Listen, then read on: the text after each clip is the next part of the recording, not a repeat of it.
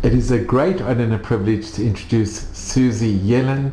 Your maiden name was Friedman, and you were born in Hungary, in Budapest, and it is such an honor and a privilege to be with you. So if you could tell us a little bit about your family and the most incredible story of just miracles upon miracles. I was born in 1937 in Budapest, and I had an older brother, because Leibisch, and we brought up in a very, very nice way.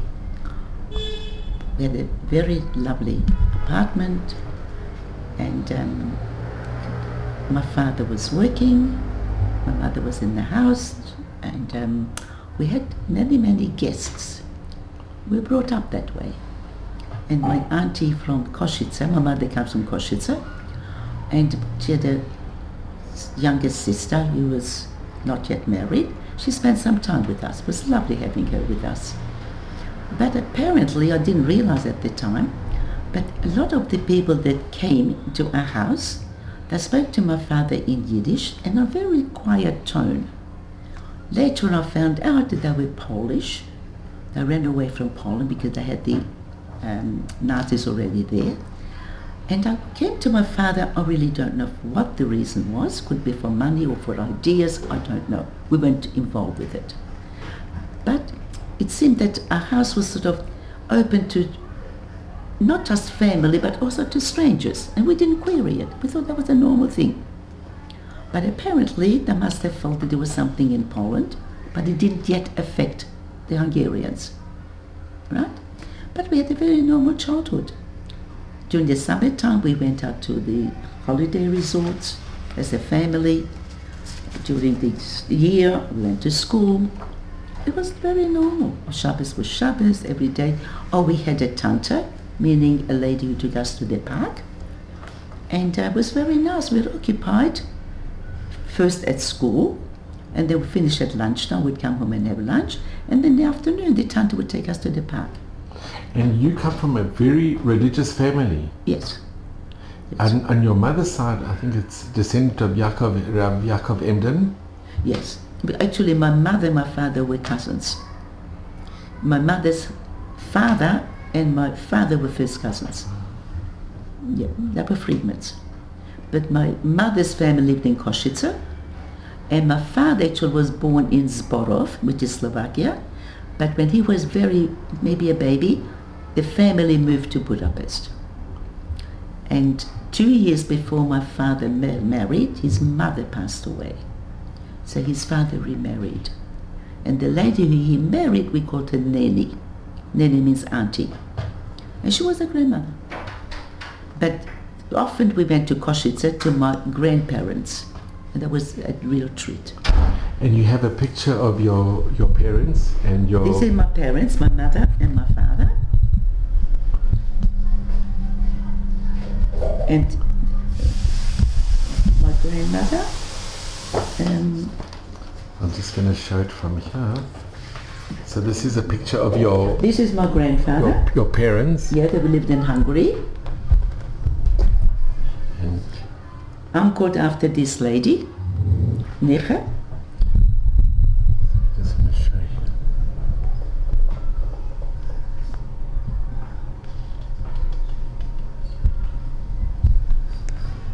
And your grandparents? And they, no, I never met them. You never met them? Never met But them. your mother's grandfather? Yes. That's my father's grandfather. Greenfield. And that's my mother's grandmother.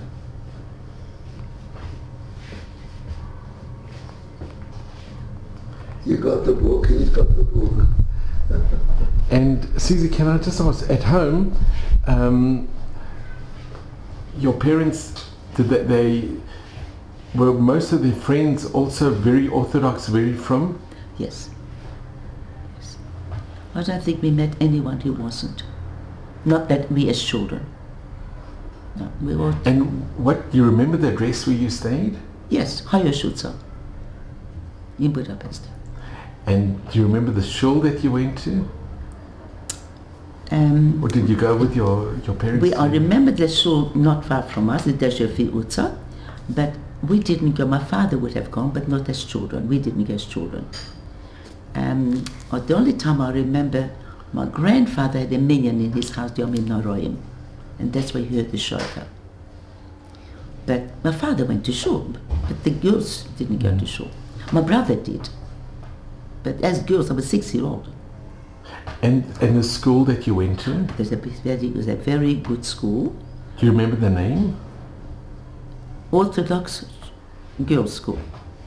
And I remember I took a roll for lunch. My mother gave me a roll. And she also gave me a second roll. I have to give it to the teacher. And she would give it to a child who didn't have lunch. That's all I knew. But we were Orthodox girls. I was 6 years old. It's very little. I couldn't even come home on my own. Someone had to pick me up from school. But that was routine, right? And but apparently my mother put a lot of emphasis into our well-being, because after school, maybe before I started school, we had dancing lessons, we had phys ed lessons. That's extra curriculum. In the afternoon, I was taken to a dance class. And your brother had a violin? My brother, he was learning the violin, and I was supposed to learn the piano a year later. But my mother was very much into education and into giving us the extracurricular benefits. Right? She was very much into that. And it was a very loving family, Very much so. And I remember people coming to our house, whether cousins or nephews or whoever, whether they come from Koshitz or they come from Kishvarda, or they come from whatever. But our house was always somebody there. And then we had a regular person who came in. My mother gave him something to eat, and I'm not sure whether he was a Rebbe, and he didn't live in Budapest. He didn't have a home, I don't know. Maybe he just came to teach and went back to his house for Shabbos, I don't know. But he used to come regularly to eat. He didn't eat with us, but my mother always gave him to eat. I don't know, because sometimes the Rebbeim had to be brought in from the village where they lived, to teach, and they only went home for the weekend. Could be that. I never queried it. And Suzie, can I ask, what is your earliest recollections that you can remember? I had a very happy childhood. We used to go to Koshitz for Yom Tov sometimes. Do you remember going? Yes. We used to go on a train. In fact, my father was davening at one time, and he pulled down the, what's the name? We had the three. It was like a sleeping, what's the name? And a compartment. Yeah, it's probably called sleeping coaches. I don't know what you call them. And my father slept on the top, my mother slept in the middle, I think, and we slept on the bottom. And my father was playing around with with the blinds. And my father had talis and tefillin on. And as we slowed down the train, my brother rolled up the blind, and the guy outside said, "You dirty Jew." Comment from the people on the train. They were workers outside, and they looked through and they saw your father with the talis. And my father gave a dirty look to my brother. "Why did you pull the blind up?" But when you were growing up, do you remember any anti-Semitic incidents? No. But I remember as a 6-year-old I had to wear the gold star on the outer garment. Right? So I had to wear a gold star, We never queried it as 6-year-old. What are you going to query? You do what you're told. No? You go outside, you put the shirt on with the gold star. But the Germans hadn't come in yet. That's why when they came in, that's when we put it on. Not before. So only when they... And do you remember when the Germans came in? Well, I do remember putting on the gold star. They had no school anymore. They closed the schools. And we felt that pachad. There was the whole atmosphere was queer. And my mother gave birth 4 weeks after the Germans came in. At that time, relatively new, we still had normal life. We're still in our old place. But only in retrospect, I remember my mother insisted on my brother having a bris, because other people said, "Don't do it, it's too dangerous." My mother says, "No, precisely on the 8th day, and that is what I'm going to do. And when my father had these papers made, the false papers, then my mother insisted on having the 2 sons with her. I think it's in the book. So what your father did, he did a Operation Aryan where he got people to make counterfeit papers. Yes. And these papers really, was very high quality, very Yes. expertly done. Yes. And that really saved Well, your but lives. it is, but yes. But on the other hand, we still had to be very careful. Somebody an expert would see it, could recognize it. But what my mother did, she took the 2 boys. A Goyish family never had more than 2 children. So she couldn't go anywhere with 4 children. So she said, I'm taking the 2 boys. The boys I have to look after. That's circumstance. The girls, they can go as little, what's the name, shiksas. Nobody would know. So my younger sister was put into a kinder home. Okay. And I went with my auntie to an apartment with her sister-in-law and her baby. Okay. Okay? I'm going. Okay. He's going tomorrow. So what happened, my auntie, Erin, was my mother's younger sister, and she took me to her apartment in Kellenfield, together with Suzie, my auntie. We had a story on Ferenc Suzie. My mother is not well, she's in the country. My father's gone into the army. So my aunt is kind enough, so she took me to this apartment. Now the sister-in-law's story was that her husband gone to the army, and she came to Budapest to be with her sister-in-law. And that was our story. And it was drummed into me, I'm not Friedman anymore. And how old were you at this time? I was turning 7. Now my mother, with her 2 boys, with her other sister, the younger one, Edith, they went to Huvesveld, a different area altogether, also an outer suburb.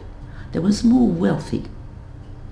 And there they found an apartment, but the landlady apparently lived in the I don't know the same building, because never been there, only heard the story. And they were there, my mother, that was her story. She was Mrs. Foyo, and my mother insisted that the papers should be the same initials. I was called Ferenc, right? That was my, instead of Friedman, it's Ferenc, but usually it's the same, because that's a Hungarian name. My mother was Foyo, because F, and her 2 children are with her. Her husband has gone to the army, and she came to Budapest because one of the children needed special care, and she had the sister to help her. That was the story. And my father was in the glass house, in and out. Actually had very good papers, he wanted to go away. And this was the Swiss glass house. The Swiss glass house. Yes. From Switzerland. I think so. It was with Carl Lutz. Could be. But well, my father had very, very good papers. He had one for him and one for his brother-in-law. And the brother-in-law's wife was the one who was with us in Kellenfield. Okay, sorry. But he went to say goodbye to his father, and his father says, don't go. And my father said, but he's good papers. I have a chance to get away. The father says, don't go. Keep it up. He didn't go. Can I just mention as well, I think your father also had a very close connection with his Rebbe. And he asked the advice, or with Bobo, with the son of the Bobo Rebbe. Yeah. And he asked, and they said maybe you should go, but he asked your father, and your father said, he asked his father, and he said, don't go. Don't go. They didn't go. And noch a mazel, because unfortunately, even though he had good papers, he gave it to his nephew of his. He wasn't going to waste it. And he thought it was very good papers. They were caught at the, what's the name, at the border. This is going to Romania. Come back. They didn't come back. It's a nice, it's a real... Of course it is. Of course it is. He listened to his kibbutz ab. Of course it was. But apparently, I must give it to my parents, they had emunah, that they were working on it. They wanted to be saved. They thought HaKadosh Baruch Hu is going to help them. That's a big deal. Looking back now, they worked at it. They davened at it, they worked at it. He organized false papers. That's right, it cost them a fortune. And to get away, leave your house behind. Think of it. Separate the families.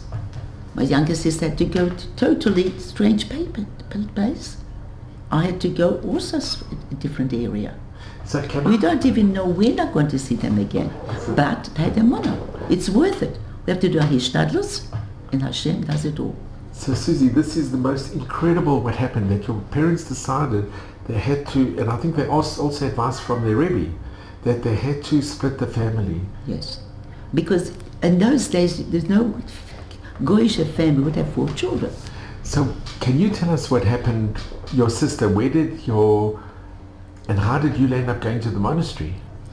Because my auntie Erin, who came to live with us in the Callanville, she heard about this customs transport.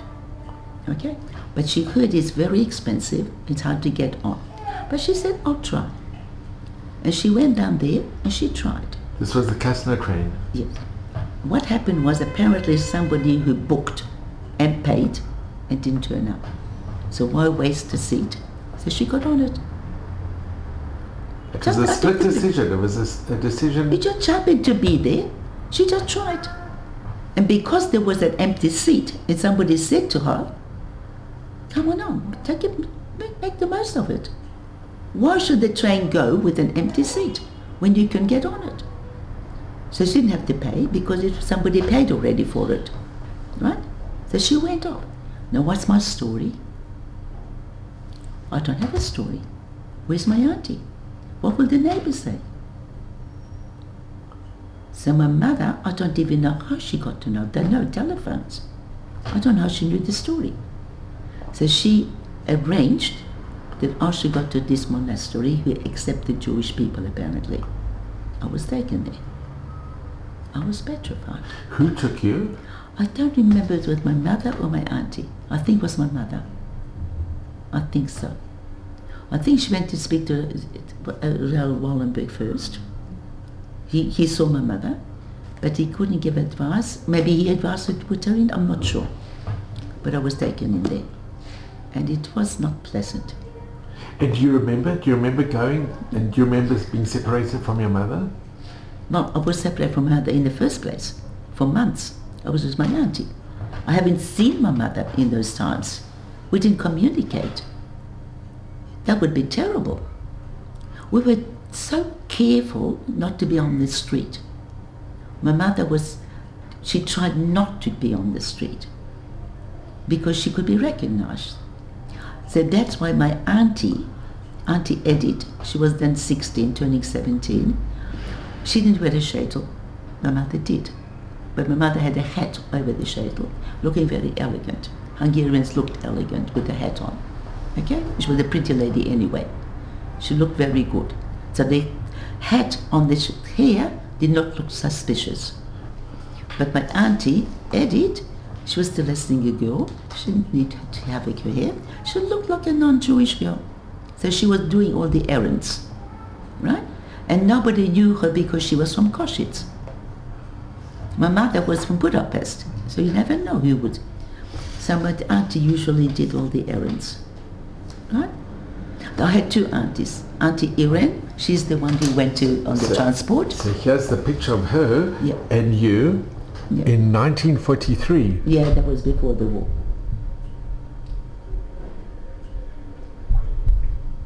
She's the one who went on the transport. And do you remember this day when this picture was taken?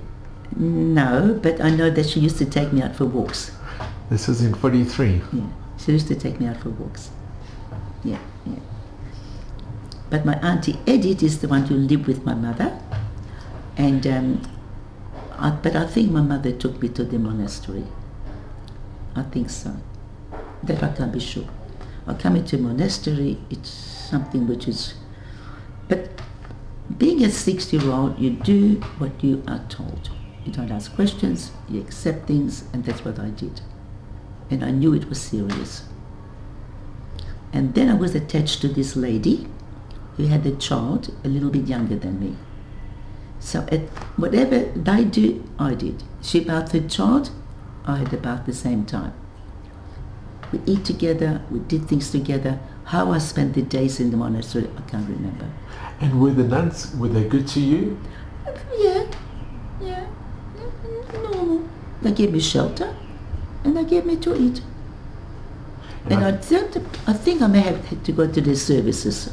I think I had to go. But I didn't have to participate. And did you know when they were serving meat? That I didn't have. That I knew I'm not supposed to have meat. And you didn't? No.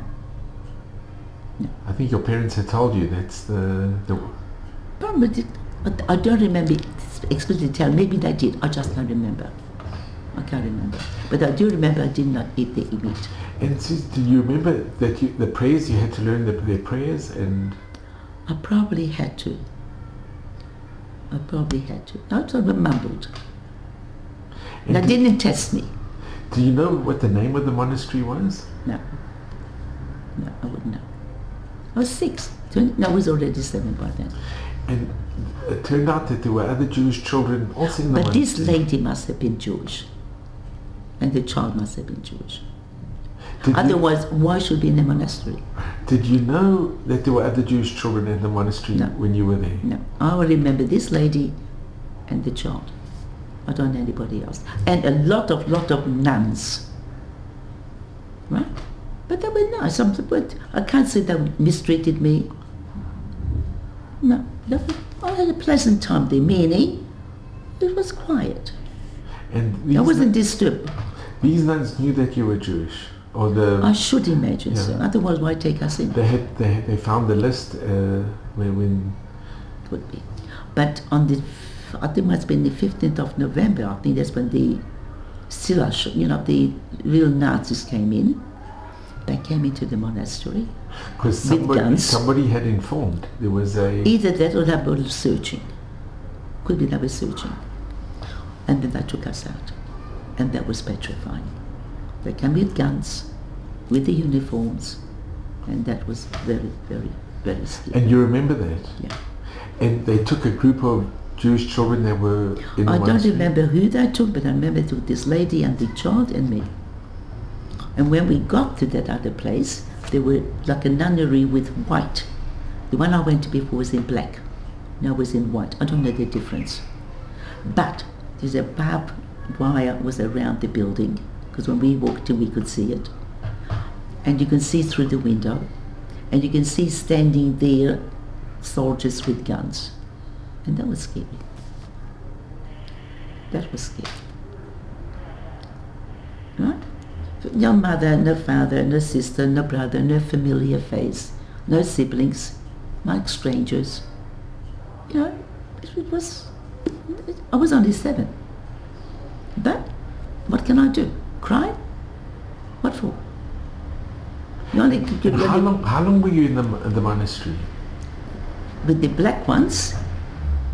Don't know, I was a child. Could be a month or maybe 2 months. I can't remember. And the white one?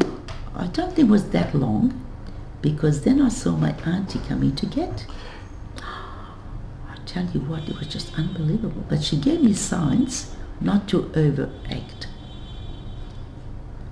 And she took me out. And who was your auntie? Auntie Edith, the 70, not the one who went on the Castness. The other auntie, who was well. I think your mother had asked her to go and yes, rescue. and I asked her at one time, how come you came? I did what I was told. You don't ask questions. And I was hoping I could respond, who is going to help me. It was very brave. Very brave. And they let me out. It's a mess. Why should they let me out? She said she'll take me for a walk. They said with the condition that you have to return. Yeah. And she didn't. And she didn't, and she took you, and then... Yeah. And do you remember fleeing from that Yeah, place? now where did she take me to? Not in here? It's to you. Now, while I was in the what's her name, in the monastery, my mother with the two boys and my auntie lived in Huvesworld, right? And the lady comes in and says to her, the landlady, "You were recognized that somebody's a Jew." And my mother said, "How dare you accuse me of being a Jew? I don't want to stay a minute longer here." She asked for the papers as well, and your mother showed the papers. That I don't know. Yeah, That in the book? Could be, because I wasn't there. So I don't want to stay a minute longer here. So where did she go? You want to go right now? Where are you going to go? You can't go back to where you were as a Jew in your permanent house before the war. So where are you going to find a place now? You got two boys and a sister. Where are you going to go? Now, Hamazel, she knew the address of where I was before in Kellenfield. My auntie Erin went on the transport. I went to the convent, but my auntie Suzie was still there. So they went to her. It's amazing. You understand what I'm saying? And she took you to the new address. So they were already there. Okay? They moved in there. I wasn't there. I was in the monastery. That happened while I was at the monastery. And the Hamazel had somewhere to go. So they moved in there. So my auntie Edith, who took me out from the Gestapo, she took me there. You follow? And can I just ask this, when you were in the monastery, did you think, what have your parents done? Why are you here? Did you ever question what was going on? A kid of 7 doesn't do that. And if I would have asked, what would have told me? Who can I ask? There's no one to talk to. Who can I ask? The nuns? And you weren't upset with your parents that you were sent, or? What if I would have upset? What will I do? Can anyone help me? I have to live every day as it came. No questions asked. And were you well fed in the monastery? Do you remember? Probably. I wasn't crying out for hunger. No, probably I was fed. Probably. I remember getting meals, so I must have been fed. And now I'm not eating meat. Maybe I wasn't offered meat. Could be a shortage of meat. Or maybe the nuns knew because they did know that there were Jewish children. Maybe. I don't know if they would please me for that. No. And when you were reunited with your mother, it must have been the most incredible encounter. Do you remember that encounter? No. That I don't remember. But I remember going there knowing I'm at home. Because that was my home before. But going to that address, we weren't allowed to move out. The less we went on the street, the better. And we had a code. When we pressed the bell, it had to be 3 times. And that's a family. Okay? Then we changed the code in case the neighbors would get the hang of it. Then we had to press 5, then you know it's family. Right? If you only press it 4 times, the stranger, got to be careful. And at one time my father visited us, and he was illegal.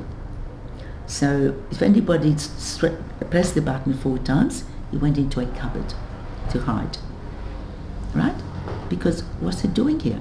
Who is he? Show me your papers. Right? We had to be very, very careful. My auntie did all the shopping. My dad didn't want to be seen outside. We children didn't want to go outside. We weren't allowed to go outside. My brother sometimes went with my auntie to help with the shopping, but he got to be very quiet, not to talk to strangers. Chas v'chalila, he could give himself away. And here in the book, here's a picture of your brother. Yeah. Yeah. This is Arya Ladish. Yeah. And your brother actually writes a most amazing, I don't know if you remember, that your mother was bathing your youngest brother, and the landlady came in with her husband. If you could relate the story, would you remember? No, I wasn't there. But, okay, but I'm sure you She know. turned him over. Because a boy could be circumcised. And he was circumcised. Yeah, sure, my mother Your mother insisted on it. And it was also, a lady came in, my mother had a machsa, must have been Rosh Hashanah. And the lady could have said, what are you reading? It was an interesting book. It's a nest she didn't ask. It's unbelievable that my mother, knowing she's going as a goiter, as a non-Jew, she took the machsa with her. Yonta was Yonta. Even though you are living in a different area and you pretend you are a goiter, but you still had a machsa. She was davening from it. Beautiful, no? That's incredible. And when she was with your younger brother, when she was bathing, she kept him on the, you had to with be her face down always- all the time while They had to be alert all the time. My father's cousins had a very, very similar papers to ours. And they lived not far from us. But there was no communication. We don't want to communicate with anybody. But apparently they were caught. How? Somebody must have visited them and that person was followed. And they came into their apartment and they asked to identify themselves. And they took out the papers, good papers, but they were experts. And I could realize it's false. They were thrown to the Danube. And was this done by the Arrow Cross, by the Hungarians themselves, or? I don't know who did it, but they were caught. And What they I'm were trying- killed. They were killed in Guilty did. the Danube. In the Danube. What I'm saying is that you had to be so careful because there were constant inspections on the buses, on the trams, on the street. Anyone can stop you, show me your papers. Right? So constantly you were very, very cautious And that's one of and the worried. That's one of the reasons why your parents decided to move from Pest to Buddha. That's for sure. But even in Buddha had to be careful. These people lived on Buddha. And they even came from Koshis. They weren't even people from Pest.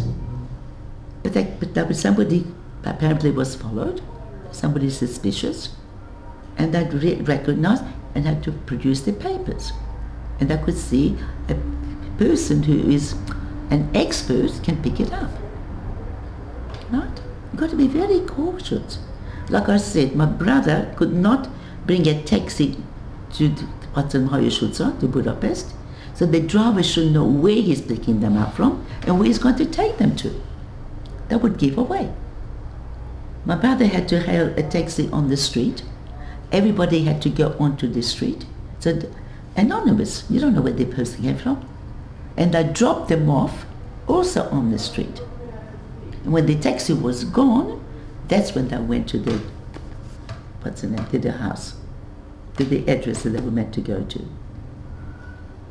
They had to be careful with every step. What's so sad, Suzie, is that there were so many Hungarians that had harbored such anti-Jewish feelings.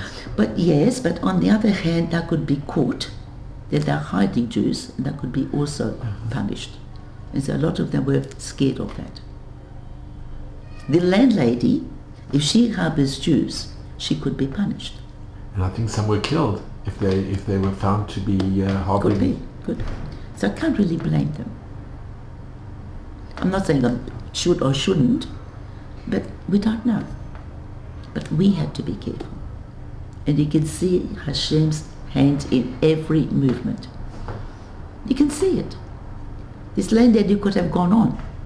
But somebody said that you are. Prove it. Right? I'm going to get the Gestapo to come and prove it. She could have called the Gestapo straight away. It's a nest that she didn't. Right? It's amazing when your aunt came to fetch you that they allowed you to go out. That's a nest. It's a total miracle. Yes. And but she also took my younger sister out from the Gestapo. She was brave. I said, how come you did it? I did what I was told. We're brought up that way. You do what you are told. You don't ask questions. Beautiful. But every step of the way is a nest. And then we lived in Collingwood, not in what's the name, in Kellenfeld, but they were fighting. The Germans were fighting the Russians. Our building was in the middle of like a paddock, right? They were probably going to put more buildings up, but at that time that was the only building. So there was grass in the front and grass at the back, okay? And there were shops, more industrial place.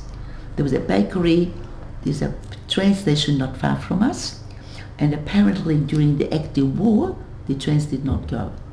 So my auntie went with my brother and they brought some apples that was meant to be transported who knows where. They brought home a suitcase of apples, something for us to eat. They went to the bakery. When the bakery was still, what's the name, in functioning, they got bread from there. And to this day, I don't know where my father got the money from.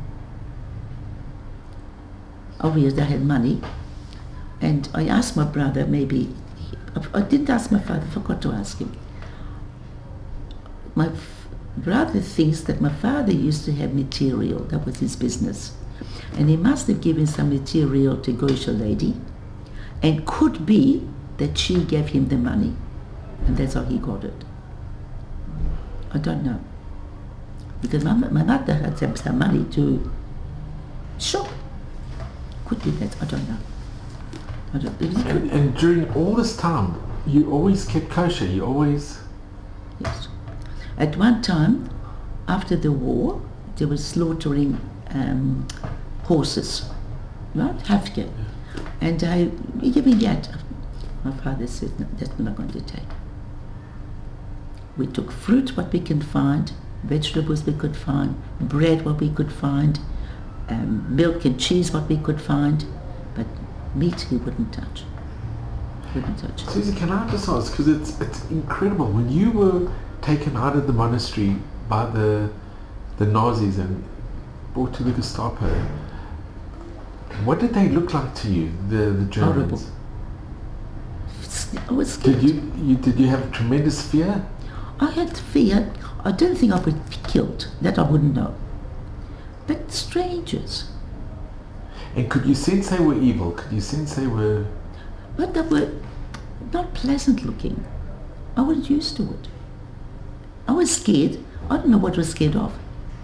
What am I supposed to be scared of? You could just feel. I don't know what I was scared of. But there was nothing, not friendly, not inviting. You know, it's strange. What can I feel? You get not numb, but I don't know what I was scared of. They're going to smack me, they're going to kick me. I don't know what I was scared of. You know what this... As a 77-year-old, you don't think of death. You know what I mean? I don't know what I was thought of. The tragedy is that, thank God, Baruch Hashem, your aunt came to rescue you. Yeah. Those that weren't rescued were all sent Yes, and they were all deported, taken. and they were taken to Auschwitz. Yeah, they were taken to Auschwitz. So if she wouldn't have come in that time, if your parents wouldn't have decided that they had to take out the monastery, because you came a day later and you weren't there, and then she found out they said you were taken by the Gestapo. No, she knew I was saying to Gestapo. That's Did why she she know? came to get me. I didn't see them when I was in the monastery. I didn't see them at all. No one came to visit me. My auntie, I don't even know how she knew. There were no telephones. How would she know? How would she know where to come? I don't know how they knew that I was taken out of monastery and taken to supper. Your brother writes in the book that your parents sent your aunt to the monastery. They decided it's time that you come back, and they said that the day before the Germans had come and they had taken the Jews. They got the list and they took the Jews who were in the monastery. But how did I get the list? They searched in the monastery, the Germans, and they found a list of who was Jewish. Oh, right. So right. they knew that there were Jews there because Okay. they were informed. Right. They said they were informed, and they were taken to, the Germans took them to the Gestapo. Yeah. And then your aunt, she decided she had to go and rescue you, and then she went. But how did she know? I think the Mother Superior mentioned that they were taken by the Germans. Could be. Yeah, that's what your brother writes in the book, which is It could be. He had it's to do more incredible. research on it. It's incredible, Yeah. because a day later they were deported. That's right. I mean, but that your parents wanted you to come home from the monastery and sent your aunt, and you weren't there, and then she found out that. Could be. I don't. Yeah, That so I don't that's know. your brother writes it. It's Could just, be. He but might have been more research on but it. it's unbelievable. I'm telling you, any person who survived This is the miracles war, upon miracles. it is. Every step up there was a miracle. And like my brother wrote in the book, we were in Kellenfeld, and my father came to visit us, and he stayed with us, and they started to bomb. Right? We had to go into the shelter. It's in the book too that we had the next door neighbors with Baba Chassid. Yeah. Yeah. So the men. And your father was very close with the sons of the I'm not bomb. even sure if my father was instrumental in getting that apartment next to us or by coincidence. I'll have a feeling my father got it next to us, but I'm not sure. But they were not registered, the men. Okay, the ladies were registered. But when the siren started, when the active war started, they had to go into the safety house down at the bottom, right? Like a cellar, into the bunkers. cellar. It was a huge cellar, and all the residents of the building all gathered together in the cellar. Okay, we set it up. We put bedding down, dishes down, whatever. It was a home, the active war. So there was bombing. It's one day we heard this enormous, very, very strong. We thought building collapsed. And my father was up there. He wasn't allowed to come down because he wasn't registered. We thought he was gone. What happened was the apartment just below, we went on the second floor. On the first floor, just under us, a grenade came in and destroyed that flat. But my father was on the top one above, and that was saved. So then he and the brother of his brother, with Cheskel, his name was, they came down. Now, what was this story? They went past, walking past, and they heard a siren, and that was the nearest building, so they came into it. Legally was allowed. If you go on the street and you hear a siren, you can go to the nearest safe place. But my mother said to us, you don't know them. It was very hard. Don't show recognition. They're strangers. You don't know them. Okay? And then about a few hours later, she calls out to my brother in a very loud voice. Leslie, he was called Leslie, or I called him Lotzie, not the short for Leslie. Lotzie, maybe those people would like to have something to eat too. So he took over some food for them. My mother was cooking some soup, whatever. And but he's not allowed to recognize them. It wasn't easy. But you have to think. Warn your children. Don't show recognition. They're strangers. Amazing. It must have been so difficult for you, so difficult for your siblings as well. Yeah. And then that was going on for a few days, and then the Russians came in, right? So Baruch Hashem, the war is over. But do you remember the bombings? Do you remember the Allies bombing Budapest? It was noisy. We were scared. Of course, you couldn't go out on the street. The soldiers were on one side, the Germans, and the Russians on the other side. They were fighting because we had that paddock there. Okay?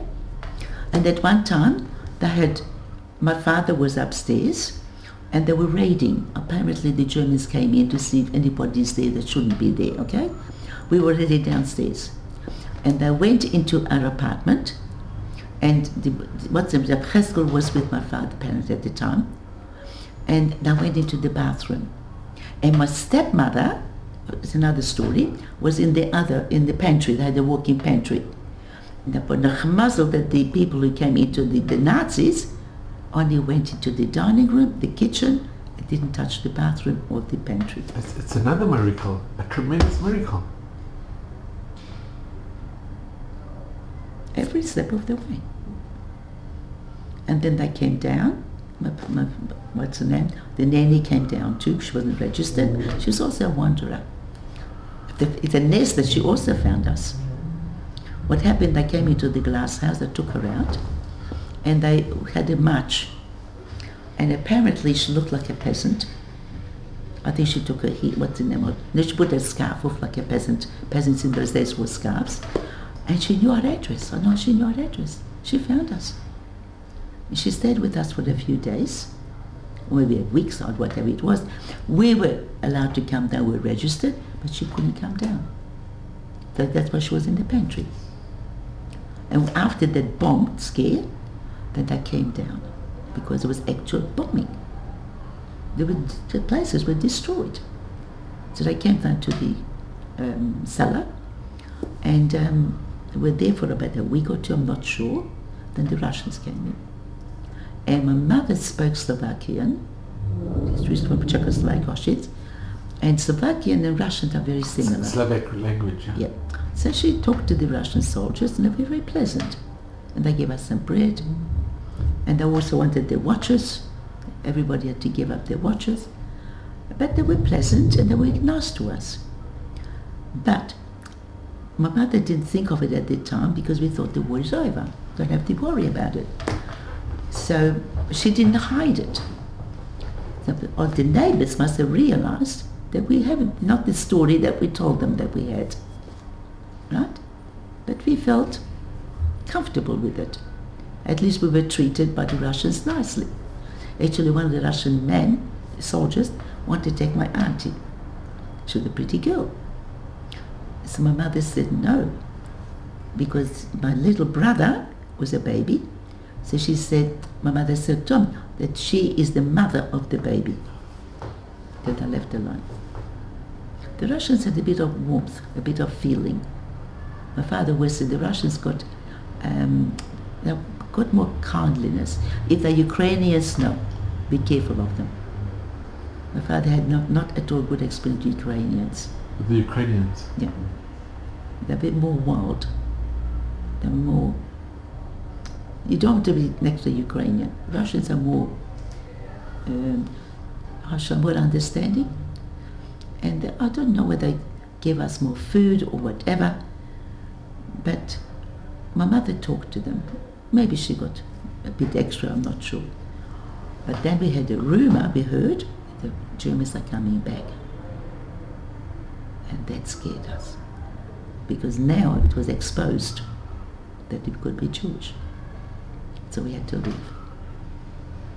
So we went, we packed everything up. It was snowing, it was freezing. But we had a sled, you know the sleds? So they put all the things that we had, or possessions, in a sled, and we had a pram. And in the pram was my little brother, and my little 2-year-old sister, and all our belongings. And we went as soon as we could. And you had to walk? We had to walk. We didn't know where to walk to, but we had to get out. So we found a dilapidated house, and we took refuge in that. I think it's in there now. Do you remember the name of the town? Oh, Kellenveld. It was Kellenveld. We were there for a while, but then I think the Russians came in, and then one of them must have been a spy, because he wanted to kill us. So we quickly ran and went to a neighbor. We never knew him before. I think he was a priest, and he allowed us to stay overnight. And the next day we found out that this Russian was really a German spy, and the Russians killed him. But the priest allowed you to stay? Overnight. Yeah. It was very nice. Yeah, it was very nice, the priest. And then we moved to Budapest. Yeah. And Budapest is another, what's the name, place. And we were there for a while, and then we heard that now it's safe to go back to Budapest. But in Budapest, when you were there, I think there was extreme hunger. Yes. Yeah. Yeah. You know, but the shops were closed. There was no electricity. There was no gas. It's a war zone. The whole of Budapest was what's the name? Nothing functioned properly. It was an active war. We saw people dead on the street. We're in... As we were walking. In Budapest? Oh, in Budapest. So... And when you left Budapest, Did you see the total destruction from the bombings and when you were? Well, we didn't go back to Budapest. The children, we didn't go back. No, but when you left, when you went with the stage, and when you left from Kellenfield. When you left from Now, when we went to Budapest, it was still normal. We went to Raiskoim, you mean? That was normal. There was no active war at the time. No, but at the end of the war. At the end of the war, we're not in Budapest. We were in Kellenfield. We saw devastation, yes. You saw the devastation? Yeah. And the bombing of the... Yeah, we saw. We didn't see the tall buildings because on the other side in Pest was tall buildings. In Buda, there were little houses, right? Cottages. Beautiful. When my mother lived with beautiful cottages, nice area. Where we lived, in Kellenfield, now we had a building, and we had certain, flats, apartments, right? We lived in an apartment in Kellenfield. We went to Budapest, we had their little houses.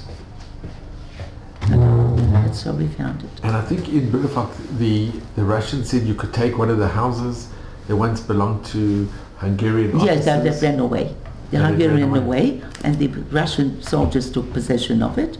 And at one time, we stayed with them. That's when this fellow threatened to kill us. This was spy there. But some of the houses were dilapidated. People ran away. It's wartime.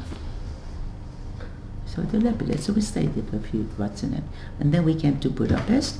My father went to visit his father, and they went back to the apartment that we lived. They wouldn't give it back. When he went to visit his father, that means your grandfather, he survived the war? Yes. How did he survive the war? In the glass house. So, and he survived all the time in the glass house? His wife was with us, so she probably came back with us, and she joined him. My father went to visit him, and he was back in his house probably already by that time. And then you went to your house? I didn't. My father went, my mother maybe, and people lived there, and I wouldn't give it up. I took possession of a flat. We couldn't go back. And all your belongings inside as well? Everything was, wouldn't give anything back. And then we went to Nagyvárad. That was a trip on its own. We had to go across the Danube. I think the what's the name was bombed, the bridges. So we went on one of those barges, I don't know what to call it, and went across. And from there we went to the train station, and the train was packed. People were on the roof of the train, and somehow we got a seat. And my father went to visit his father. When he came back, he climbed through the window. He couldn't get through the entrance because it was packed. And I think we could have walked quicker than the train went to start off with. Then he started speeding a little bit more. And I think also some of the railway tracks were bombed, and it took a long time for you. It took a long time. And you remember that trip? Yeah, I remember the trip. I remember the trip very clearly. And we came to Nagyvárad, and we found a family, Schrader. They were Nagyvárad. They were already liberated earlier, so it was back to normal. And they found somewhere for us to stay with a beautiful Pesach. First time we had normalcy. We had electricity, we had running water. And in that Pesach, did you have matzah? I should imagine so. I can't imagine otherwise. Beautiful. We were in Nagyvárad for a while. My parents went, my auntie looked after us, and my parents went back to Hungary. Maybe can get something back. Nothing. I think it's foreign. I think we got back. The beautiful furniture, and I think my mother gave her candlesticks for some person that she trusted, and I gave it back. But other than that, I took everything. They wouldn't give our flat back. So we went from Nagyvárad, we were there for a few months, then went to Hajdúszoboszló. It was like a holiday. People lived there, like a little village. It was very nice there. We were there over Yamim Naraim, and then went to Debrecen. It's everyone to enjoy. Nothing permanent. Always hoping that we'll come back to Hungary, back to Budapest, didn't go. And look, I'm not sure of details, but my father must have been very much in communication with people. We gave him what's going on. And then we started making plans to go out of Hungary. Because it was going to become more communist. Well, I didn't know as a child, right? But apparently they knew. But we know we can't stay here. We were in Debrecen for a year and a half. It was very pleasant. We had a very nice little apartment. Can I mention something, Suzie, Yeah. that your brother writes in the book? Yeah. That when your mother came back to the apartment Yeah. that belonged, the woman who was now took it over said, "What are you doing here? We thought you were all killed. Why did you come back?" To say such a statement, I think it was the most shocking thing to hear. Wishing somebody would have been killed. And that wasn't one and only. I heard that many times. In Poland, the same. Poland was the same. The Goyim were quite happy that the Yidden were killed. They should have all been killed. Huh? So your parents decided that you had to leave Hungary and basically to leave Europe. Well, my mother had an auntie in America, and they were in contact, and she sent papers. Didn't help. And my mother's brother survived, not his wife, but his wife survived, and he got permission to go to America, the same papers as my father. He got permission and we didn't. My father tried again. My auntie was helping. Didn't work. He tried on the quota system. It didn't work. Then my father tried to come simultaneously to Israel. It was under the British mandate, and the British wouldn't allow. So we went to Prague thinking we'll be there for a few months until we move on. Didn't happen. But I must say that the joint in America was very, very helpful. Because I don't know, but my father couldn't work in Prague. But somebody had to pay we had a hotel, and the top floor of the hotel was reserved for the Yidden. Is that in there? I'm not sure. It's the Imperial Hotel. Imperial Hotel, you go. You're writing it down? Yeah. Oh. And also, we came to Prague, and then we heard that there's a camp in Marienbad, an Aguda camp. So we went to Marienbad, and then the Aguda convention was there at the time. So we were at the Marienbad. My brother and I went to the camp. It was wonderful. I think there you met Ruth. There's a picture with you and Ruth in Marienbad. Who's got that picture? Ruth has. Has he? Yeah. Oh, she's I'll have got to the get picture. that. That's where I met her first. Yeah. Yeah. And we were there for, I think, maybe 2-3 weeks. And then we went back to Prague and waiting for our papers. But I must say that even in Prague, Holocaust survivors, and they're all in transit, but they were Cheder. My brother went to Cheder. Isn't it amazing? And what did you go to? The girls school? didn't have. Well, no, girls didn't have. But no matter, you could have arrived yesterday, you could leave tomorrow, but you go to Cheder. And you don't have to be examined, you don't have to be, what's the name? But the Rebbe were there for you. Isn't that beautiful? Did you manage to go to the shuls, to the Alter Neu Shul, or? Oh, yes, because when we had a visitor from Paris coming, I showed them where the Alter Neu Shul was. I knew that. Yeah, I knew that. But in Prague, we thought we were going to be a short time. We're there a year and a half. But look, like I said, Shabbos was Shabbos. I remember on Tisha B'Av, the neighbors who lived on the same floor as we did in the hotel, they had to bring the pots to sit on. We can't sit on proper chairs on Tisha B'Av. So one of the ladies was reading out the Megillah of Rus, or Megecho, and we were sitting around. One was from Romania, one was from Poland, one was from Hungary. We were one nation. We talked to each other, no? Beautiful.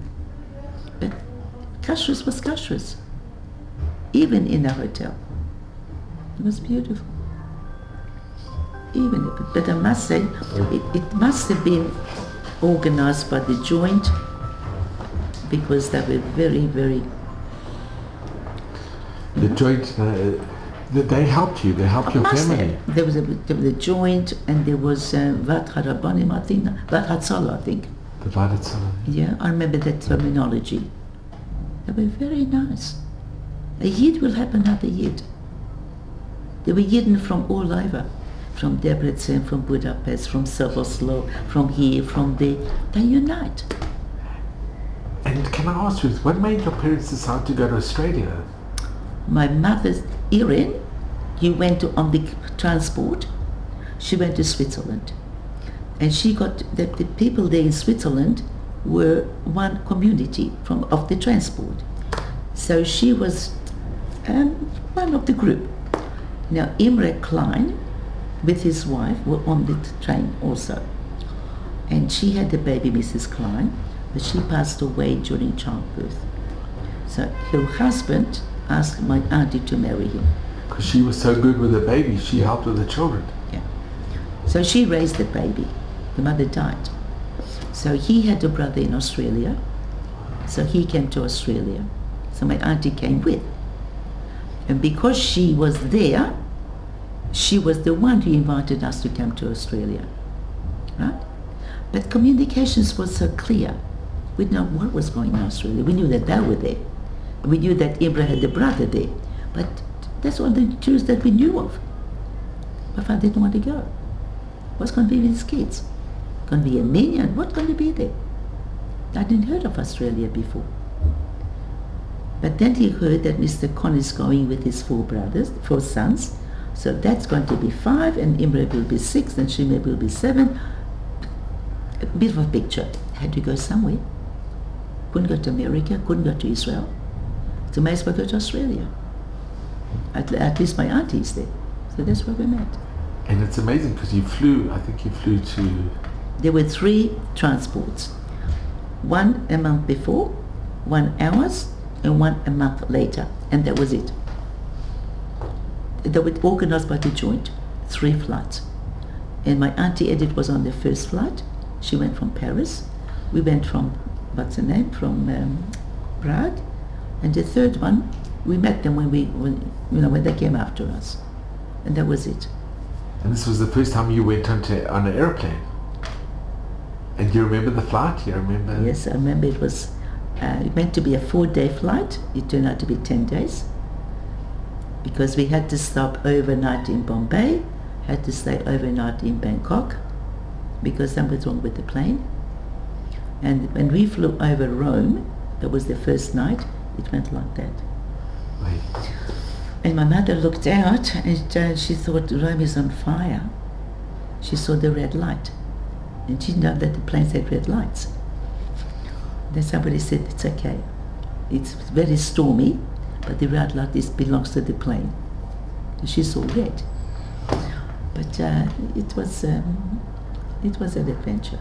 And you remember in Bombay? Did you? Yes. And you remember the mess of people? And yes, we saw it in Bombay. We stayed in a very nice hotel. Beautiful. But the people were on the floor. They were all begging. It's right outside the hotel. They were all begging. They were very poor people. And then we came to the shopping center. Magnificent jewelry. I haven't seen anything like it. Because after the war in Prague, the shop windows were just about empty, nothing to sell. During the war, you didn't produce anything. But here, it's full. You get the very rich, you buy this gold and everything else, and the poor, we have got enough food to eat. It's a big class difference. And I brought in, we thought we're not eating meat, so I brought in a big fish. And my father looked at it. It's a lobster. Well, it's not kosher. And then apparently when my father walked on the street, another Yid saw him and he came up to the hotel to us. He wanted it. My father says, no, you can't, it's not kosher. But it's very expensive. The hotel tried to please us, the expensive fish. My father tried to talk him out of it, taking it.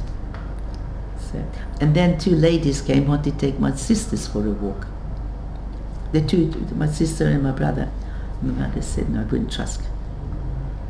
I don't want to kidnap them. Maybe they wanted to do it. My mother said, no. Those things I remember about Bombay. And I remember they brought us a tray, and there was tea and milk and lemon. And my brother would put tea, and because the lemon and the milk were there, they put let that be there too. If I give it to you, why not have it? He learned a lesson. He learned a lesson. Bombay was very pretty. I think this is one of the first times you ate bananas. Actually, no, because we had a cousin in Prague. No, he came from Paris and he brought banana. From Paris? He came from Paris, brought a banana. Very nice. We didn't know what to do with it. How do you open it? What is it? You've never seen it before? No. They didn't import it. I don't know. We've never seen it before. Never. And then during the war years, there was nothing. They didn't import anything. Oranges we had before, but not bananas. In Bombay, a lot of it. That's what we had, fruit and vegetables. It was very nice. Beautiful service, very nice people to serve us, but very limited in what we could eat. But we had food. Fruit was okay. And some of the tropical fruits we didn't enjoy, weren't used to it. You know, they had tropical fruits and we didn't enjoy that. But we were there for 2 days. And when you eventually got to, I think, did you come to Brisbane when you arrived in Australia? Yeah. Yeah. How long did you stay there before? Just a few hours. And then from there you went to Melbourne? Yeah. And then my uncle was there, and he had a tiny little car, so he took my mother, my father and the kids went on the bus. A bus took us from the terminal to a place in Melbourne. I don't know if you've been to Melbourne, the city bus. That's where this, what's the name, stopped, the airplane bus. And then my uncle came backwards and forwards to take us to the place that he rented for us. He lived on Margaret Street, and he found a gentleman, a widower, who not far from his house, who allowed us to have 2 of his rooms. In which area? In Carlton. Carlton, not far from the city of Melbourne. And was there a Jewish... Not far from the East Melbourne Shore. And my father went to East Melbourne Shore. Your father went there? Yeah. Not every day, he went every day, I think, but for Shabbos he went to North Carlton. With the shtibble was there, he liked it better. We were only there for 2 weeks. No, 2 months. And then we found the place. This man was very nice to have us. And then we found a place in Collingwood, just a tiny little house that was meant to be demolished. It was such an old place. It rained in. But it was available. There was very little accommodation at the time in Melbourne to rent. So we stayed there for 3 years. Not the Jewish neighbor. It wasn't a Jewish neighborhood? Not at all. Did you have a shul nearby? Or? No. No. My father would walk to shul with my brothers. Would take almost an hour each way. And in the mornings, he used to take just get the bus stop, take a bus to the Carlton shul, probably 6:30 million, and from there he would go to the factory in Coburg. He did some carpet. I think he had the schlepp carpets. But he got a wage. And your mother gave birth very soon after you arrived in Australia? Yes, but we're still on Lygon Street, with the 2 rooms. That's where she gave birth to my little sister. It was very exciting. Very exciting. Suzie, can I ask, when you came to Melbourne, did your family mix with the Australian community? Jewish community, yes. Yeah. Yes. It was, my father spoke Yiddish, was okay. But for us it was very, very hard because we didn't speak English. And the money was strange. We were used to pennies and penge, right? Or korona in Czechoslovakia is 10. There is what 12 pennies to a shilling, 20 shillings to a pound. It's a new system. And then we had ounces and pounds, right? We used to Decker and what's the name? Graham and Kilo. Everything was different. And going to school, was it difficult for you? Well, my brother and I went to school, very locally, public school, and they didn't know what to do with us. Were there any other Jewish children? Not that we knew of. Not that we knew of. We were there for about a month, because we came in November. We came October, November. And December 15, the school finishes there, because it's summer holidays. So we're only there in that school, maybe 6 weeks, whatever. So we put into a special class together with the Down syndrome goes, people with, you know, not normal kids. They didn't know what to do with us. Right? They were not used to, at that time, to migrants. Now they are. And then afterwards, then we met the Jewish children. That was on St. Kilda. I don't know if you know the St. Kilda area. And then we used to go to them, to the group there. And I wanted to go to school in that area with the Jewish friends. I enrolled myself, can you imagine? I was then 11, I think. And I was there for a day. I took a bus, it's a long way. And then the next day, they asked me what my name is and where do I live. In Collingwood. It's not in their zone. They wouldn't let me. They sent me back. So I had to go to Collingwood school. And my brother went to Carlton where the Talmud Torah was there. So he thought he'd go to the state school in Carlton. Same story. They wouldn't take him because not in that zone. So both had to go to Collingwood school. So we went there for a year. They were very nice to us. In that school, did you have any other Jewish kids? And how did the people relate to you? Did they know that you were survivors, or did they know you were Jewish? No, they knew we were Jewish. Yeah, that we know. They were very nice to us. You never had anti-Semitism or any anti-Jewish feeling? No, not at all. Did anybody ask you about what it was like during the war or being a survivor? No, not at all. We were there for a year, and after that, when Scopus, the Jewish school, opened up, and then we went to the Jewish school. Right? By that time, I knew a little bit more English. We came to the Jewish school. There were quite a few Holocaust survivors there, but we didn't talk about the war. We didn't talk about the Holocaust. With your friends, did you have Holocaust survivor friends? Do you know friends that as Ruth well? was a friend of mine since 47. We met in, what's her name, in Marienbad. And I met her again in Melbourne. Till about a year ago, I didn't know about her Holocaust experience. It wasn't a concern. You never discussed it? No, nobody did. We were looking for the future and the present.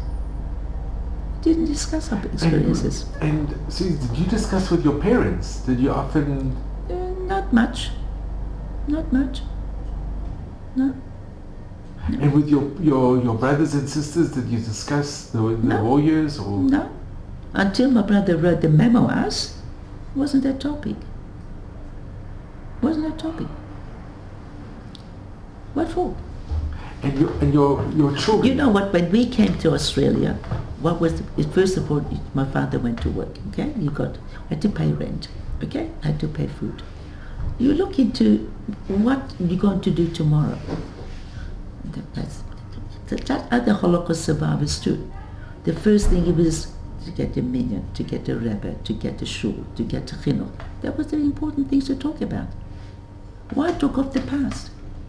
Improve today. Did your parents associate with other survivors? My father not necessarily. My father went to Carlton.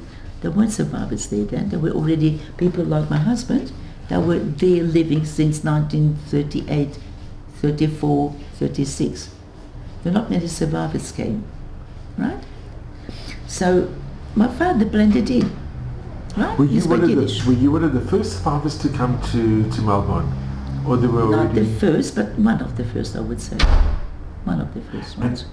And, like your parents' friends or the people that they would have in their homes, were the majority survivors? Later on, when we moved to St. Kilda, yes. But not in the Our community, the shul that my parents belonged to, they were built by survivors. Actually, originally, no. Mr. Nyman actually started it. And probably when we came, it had a little shop front they rented, and they were a million. They were there before us. But when our community came, they grew out of that shop front and they moved to another place, a wooden house, but they bought it. And that went on for a few years until they demolished and built a magnificent building. But who built it? The Holocaust survivors. When they arrived, they had no money. They went to jobs, there were plenty of jobs, and they got the basic wage. And they were renting. Sometimes two families in one building because there are not enough vacant places. And some of them were in the outer suburbs, like we were in outer suburb, but they knew they can come to that area. On a Sunday, on a Monday, they had the Talmud Torah from my brother. We had the girls' Talmud Torah Sunday and Wednesday afternoon. We knew that is our place, right? And there was Holocaust survivors, but they practiced Yiddishkeit like they did in Europe. And that was important. And when you went to Mount Scopus, were you accepted by the other Yes. Jewish children? Yes, yes. I was accepted by them. And did they ask you about No. being a survivor No. or the... No, I don't think they knew much about it. I don't know. And the teachers never asked you, or... No. No, that wasn't there. No, that was not their curriculum. And Suzie, can I ask, with your children, did you discuss it with them? That you were a survivor and... They know that they know I am, but on that maybe the issue. Did they often ask you questions, or could they ask you questions you never got upset if they asked you questions, or... If they ask me, I tell them, but I don't make it an issue. And I read the book. They all read the book. Even the ones who marry my grandchildren, some of them read the book. Not the Israeli ones. And I'd like to ask you, you decided to go back to Hungary, and you went with your husband and with your brother. What made you decide to go back? To prove that my memory is okay. That's the only reason. I had no desire to go back to Hungary. What for? And when did you go back? We went back. It's been about 15, 16, 17 years ago. I could look it up, but at the moment I can't. And how was it when you got to Budapest? What did all the memories come flooding in? Yes, yeah. Look, I had to look for it because we lived in a hotel that was not in that area. So we find Hayoshutza, Andrashi Utza. I remember the names, I remember the streets. And is everything how it was before? The streets are exactly the same. The difference is that we lived in a building. We had what you call a janitor. You have to press a button and he'd open the door. Now you have to press your own security, and we couldn't get in. Had to wait for someone to come along and press the button for us for him to get in, so we followed. And then I went upstairs to our own flat, but no one was home. So you never went inside? I couldn't go inside. But everything from the outside, it's exactly the same. They probably renovated inside. But look, if you go to Manhattan, right? The streets are the same. Yeah. Fifth Avenue is not going to change. The shop fronts may change. They may renovate it, but the streets will be original, no? Like here, you go to Gulam, the showroom is the same as it was, right? And did you manage to go to your school? Well, I said we went to our school. That I can't remember exactly, but I remember the area, and I can't remember me looking at the school as a whole building. I was a kid. What should I look at the building? You know what I mean? You go into the front gate and you go to your class. Well, I didn't do that. I didn't go to my class. But that was the building. He said, "John, remember, I was 6 at the time. I didn't take much notice of the building." And did you, with your brother and your husband, did you go to the shuls? Did you go? But I had no shul to go to, but we did see the cousins' shul, But I don't know collection because I wasn't sick, so I didn't go to shul. Then we went to Hungary, what's the name? We heard about it, but I've never been there. Right? So I can't identify that. But you went. We had a look as a tourist. I heard about it. But the Dejefi Utsa, the shul that I'm familiar with, that I recognized. And can I ask, when you saw the Danube, Yeah. you know, there's so many waltzes and songs about the Danube, Yeah. but it also had so many Jewish blood that Yes. flowed in the Danube. Yes. How was your feelings when you saw the Danube? Because it's bittersweet. It's our history there isn't so I good. tell you what, when we were on that trip, to be honest, I didn't think of it. I didn't think that people were thrown in there. Maybe I was too occupied in other things. I didn't associate it. Maybe I should have. I didn't. And thinking about it now, how's your feelings? Because But it's terrible. Terrible. I mean, why should people do that? I mean, I would confront it. I wasn't bothered by them, so why bother them? It makes no sense. I can't see sense in killing civilians. If people kill self-defense, I understand. We have it in, what's the name? We have it in the Torah, no? You defend yourself, no? But why kill innocent people? it even went more, that the trains that were needed for the Eastern Front to help the German soldiers, they were used to deport Jews to Auschwitz instead of sending to help the German army defend themselves. It defies logic. It just doesn't Make sense. It really doesn't make sense. Doesn't make sense. Doesn't make sense. Logically, what are gaining from it? You don't want them. Send them to an island. Let them be independent on an island. Why kill them? And why should you kill people? What are you gaining from it? To me, it makes no sense. You know what I mean? Look, I survived the war, Baruch Hashem, I see Hashem's hand in everything. Why Hashem wanted them to kill the Jews, I don't know. Hashem has been involved. We can't ask questions. But what I do know is that no matter whoever survived, is because Hashem wanted them to survive. It's a miracle. You can see it. Yeah. Why should my cousins who had the same papers as we did, they're not here? Baruch Hashem, the children are here. One is the grandchildren, one is a big famous doctor, one is a famous lawyer. Baruch Hashem. Baruch Hashem. The children survived, and the grandchildren, Baruch Hashem. Why they didn't survive, we don't know. Why did my grandparents in Koshi survive? My grandfather went in the Shabbos clothes to the, what's the name? To the brick factory. That's where the Yidden were taken. He said he's too old to escape. He's too old to look after himself. If Hashem wants him to be Al Kiddush Hashem, that's what he'll do. But he encouraged his children to escape. But not the little ones. The little ones went with him. I think it was Kiddush Hashem. Hashem wanted him. We can't ask questions. And Suzie, can I ask, because I mean you were there, you've witnessed harrowing things, you've seen dead bodies, you've seen the worst of the worst, Yes. but your faith is so unbelievable. It's But such look, a we all Holocaust survivors who came to Melbourne. Holocaust survivors who came to Israel. They went to Argentina. They went to Chile. What was the first thing they did? What did they do?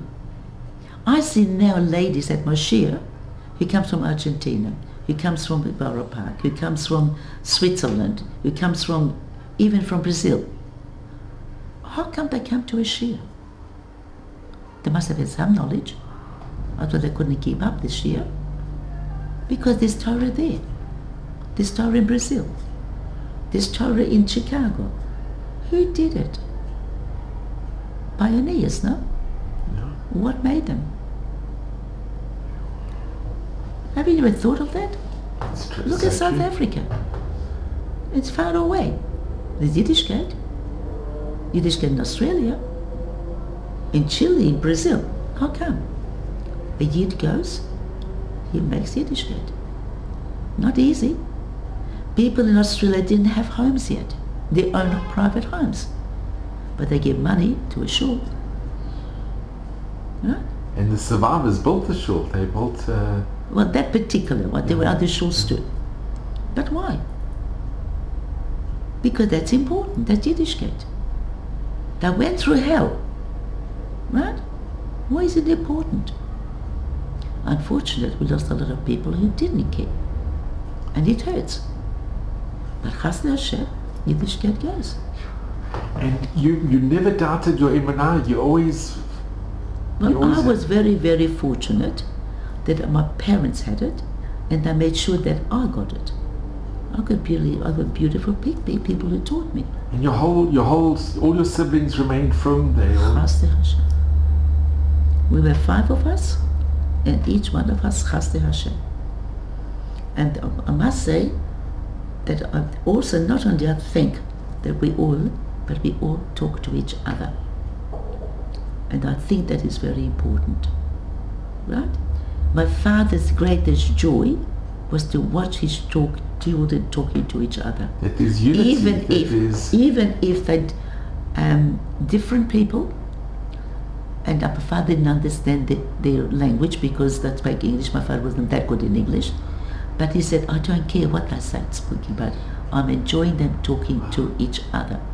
And I'm thinking that HaKadosh Baruch Hu, we are his children. And Hashem wants us to talk to each other. So true. It's the greatest joy of parents, no? That's so true. And we are Hashem's children, no? The Litvish should talk to the Hasidish should talk to this one, they talk to each other. We have different ideas, but we can still talk to each other. We can talk to the non-religious, we can talk to the religious. Be polite, we're all brothers, no? We don't have to copy them, right? We don't have to bring our standard to a lower degree. We can lift them up by example, by friendliness, no? How do we do it? How did you become what you are? You were brought up, right? You want another shield, you want another this, you give it to your children, no? And you talk to everybody, no matter what, no? But you don't become down to their level if they're not religious. Isn't it so? That's so true. So, Suzie, if I had to ask, you've already mentioned it, but what other, because this, what you mentioned is such incredible, it's such wonderful, such a lovely message. What's the message? Just to be, what you just said, that we speak to each other, that we respect each other, that we bring each other up, that we do Hashem's work, we all Am Yisrael, we all... Look, I'll go to a shul Monday morning, okay? I don't know if you heard about it on Yeshurun. You heard about it? Sure. Mrs. Rabinovich. Who comes to that shul? 300 ladies, sometimes more. From all walks. They come from Neve Yaakov, they come from Hanov, they come from what's the name, on Bet Shemesh, they come from Ramot. People come by buses, they come by train, they walk, they come by taxi, but they come. What do they come for? For sport? For a concert? You can get the rich, you can get the poor. You can get the Hasidish, you can get the not Hasidish. What are we coming for? To hear a shir, no?